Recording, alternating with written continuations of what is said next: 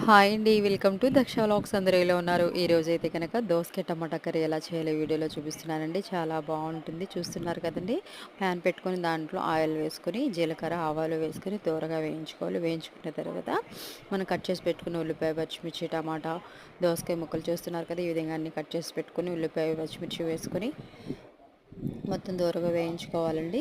చాలా బాగుంటుందండి. కొంచెం కూర వేసుకున్నా చాలు, చాలా అన్నంలో కలుస్తుంది. చాలా బాగుంటుంది. పుల్ల పుల్లగా చాలా బాగుంటుంది. అంటే టమాటా వేసుకుంటే దోసకాయ అసలు కొంచెం పుల్లగా ఉంటుంది, టమాటా వేసుకుంటే ఇంకా చాలా బాగుంటుందండి. మీరు కూడా ట్రై చేయండి.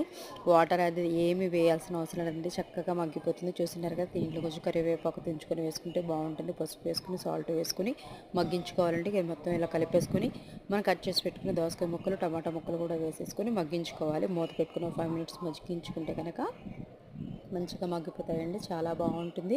వాటర్ అనేది ఏం వేయకుండానే మూత పెట్టడం వల్ల మంచిగా ఆవిరికి మగ్గిపోతాయండి. చాలా బాగుంటుంది. చాలా సింపుల్గా అయిపోతుంది, తొందరగా అయిపోతుంది కూడా కర్రీ అనేది. ఇలా మొత్తం అంతా కలిపేసుకొని మూత పెట్టుకొని 5 మినిట్స్ మగ్గించుకోవాలి. చూస్తున్నారు కదండి, 5 మినిట్స్ మగ్గిన తర్వాత మంచిగా మగ్గిపోయింది కదా, దీంట్లో కొంచెం తగినంత కారం వేసుకోవాలి.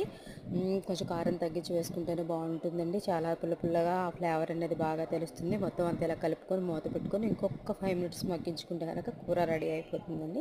మీకు కొత్తగా ఛానల్ పెట్టా మీకు నచ్చినట్లయితే కనుక మా వీడియోస్ లైక్ చేయండి, షేర్ చేయండి, సబ్స్క్రైబ్ చేయండి. చూస్తున్నారు కదండి, మొత్తం అంతా ఇలా మగ్గిపోయింది.